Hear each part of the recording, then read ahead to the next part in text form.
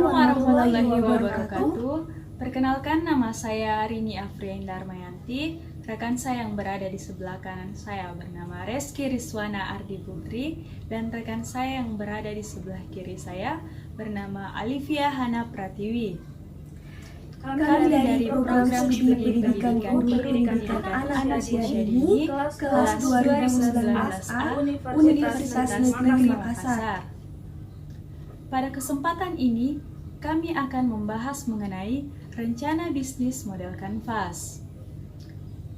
Untuk mengetahui lebih lanjut mengenai rencana bisnis model kanvas yang telah kami rencanakan, saksikan video ini.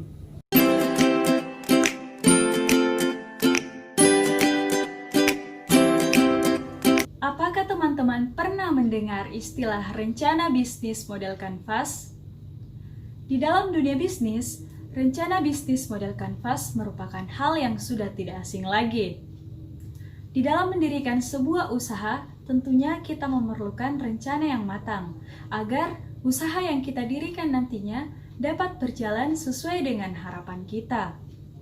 Sebelum saya membahas lebih lanjut mengenai rencana bisnis yang telah saya rencanakan bersama rekan-rekan saya, sebelumnya saya akan menjelaskan mengapa nama usaha kami Al-Fasa dan mengapa akhirnya kami memilih usaha pakaian muslim dan muslimah. Apa sih arti dari Al-Fasa itu? Al-Fasa itu sendiri artinya mekar atau berkembang. Nama tersebut merupakan nama Islami yang menurut kami cocok dan bagus untuk dijadikan sebuah nama toko. Harapan kami, semoga usaha yang akan kami dirikan nantinya dapat berkembang pesat dan semakin maju dari waktu ke waktu. Kemudian, mengapa sih kami memilih usaha pakaian muslim dan muslimah? Pakaian muslim dan muslimah banyak diminati oleh berbagai kalangan, mulai dari anak-anak, remaja, hingga dewasa. Saat ini, desain pakaian muslim dan muslimah juga sudah trendy, modis, dan mengikuti perkembangan zaman. Namun tentunya tetap syar'i.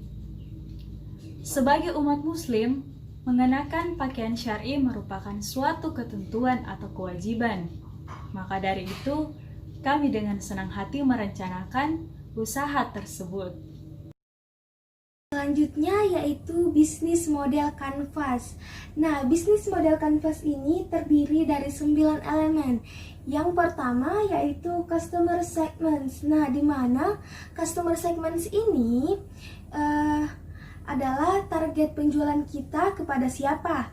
Nah, di sini kami telah sepakat bahwa target kita adalah muslim dan muslimah, mulai dari anak-anak, remaja, hingga orang dewasa. Nah, selanjutnya yang kedua yaitu customer relationship. Nah, customer relationship ini adalah hubungan antara pelanggan dengan owner. Nah, di sini kami telah sepakat juga bahwa customer relationship kita yaitu aktif di media sosial, lewat promosi, dan tentunya adalah postingan. Juga kita akan menyediakan kartu member dan tentunya ada diskon-diskon.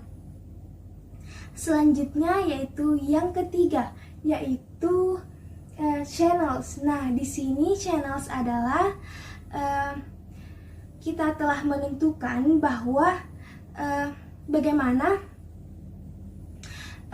produk yang kita buat ini bisa sampai kepada pelanggan. Kita memilih dua cara, yaitu penjualan secara langsung ke toko ataupun penjualan melalui sosial media dan marketplace. Selanjutnya yaitu yang keempat. Nah, di sini yang keempat adalah value proposition. Nah, value proposition ini adalah keunggulan dari produk-produk kita.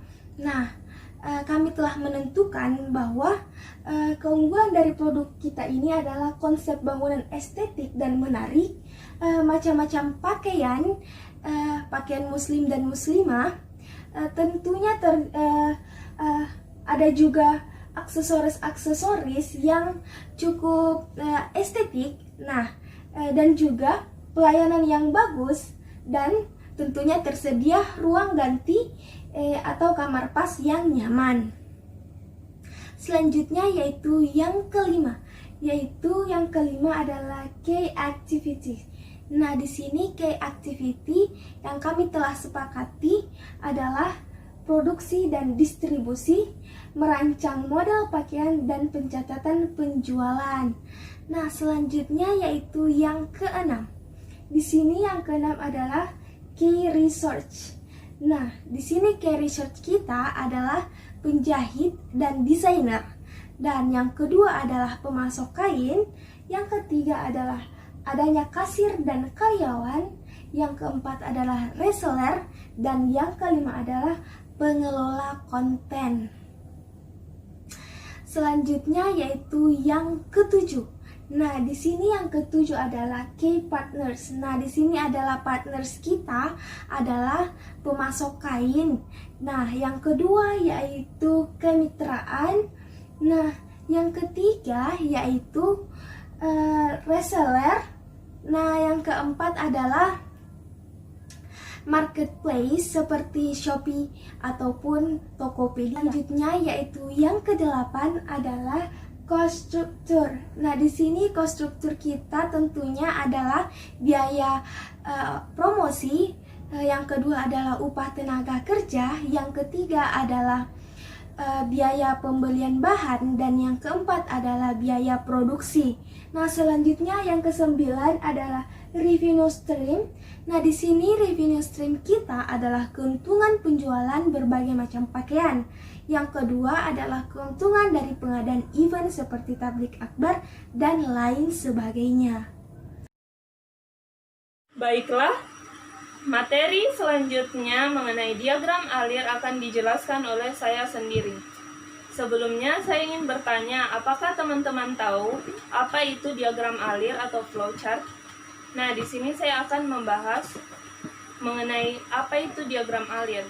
Diagram alir merupakan urutan algoritma yang digambarkan menggunakan simbol-simbol tertentu, yang dimana setiap prosesnya digambarkan menggunakan notasi tertentu. Baiklah, selanjutnya saya akan menjelaskan mengenai tahap-tahap produksi pakaian dari Al-Faza Store. Yang pertama yaitu sampel atau contoh pakaian. Nah, kami akan memberikan beberapa contoh pakaian yang akan diproduksi. Model yang kami gunakan yaitu berupa pakaian muslim. Yang kedua yaitu order bahan baku. Nah, kami akan menyetok bahan baku pakaian yang dipesan atau diambil dari pemasok kain, berupa berbagai jenis kain yang akan diproduksi. Nah, pemasok kain di sini kami gambarkan menggunakan simbol jajar genjang yang berfungsi untuk menandakan input atau output. Nah, yang ketiga yaitu pembuatan pola. Pola yang dibuat mengikuti sampel yang telah ada untuk dibuat lebih banyak lagi. Pola ini dirancang oleh desainer kami. Yang keempat yaitu penggelaran atau spreading. Penggelaran bahan merupakan kegiatan pengkondisian, pembukaan, penggelaran kain pada meja potong dengan panjang dan jumlah tumpukan tertentu. Yang kelima yaitu pemotongan atau cutting. Pemotongan bahan merupakan proses yang menjadi kunci utama berhasil atau tidaknya atau bagus tidaknya pakaian yang akan kami produksi. Selanjutnya tahap keenam yaitu penyerian atau bundling. Bundling merupakan kegiatan mengikat potongan-potongan pakaian yang sudah dikelompokkan berdasarkan warna, ukuran, dan jumlah.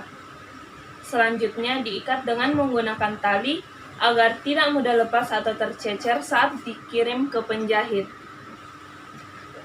Tahap ketujuh yaitu penjahitan. Teknik jahit yang kami gunakan harus sesuai dengan desain dan bahan, karena jika tekniknya tidak tepat, maka hasil yang diperoleh pun tidak akan berkualitas. Tahap ke-8 yaitu quality control, yakni mengecek kualitas bahan-bahan yang telah diproduksi, apakah ada cacat atau kemiringan benang. Tahap ke-9 yaitu finishing. Pada tahap ini dilakukan pengecekan hasil produksi jahitan pakaian muslim dari Al-Faza Store, seperti membersihkan pakaian, memotong dan merapikan benang, pengecekan kualitas agar pakaian yang telah diproduksi memiliki kualitas seperti yang kita inginkan. Tahap terakhir yaitu packing. Nah, pada tahap finishing dan packing ini kami menggunakan simbol flowchart terminator yang menyatakan atau berfungsi untuk menandai awal dan akhir dari sebuah flowchart. Pada tahap packing atau proses akhir dari produksi pakaian adalah tahap pengemasan. Kemasan yang kami gunakan yaitu kemasan paper bag.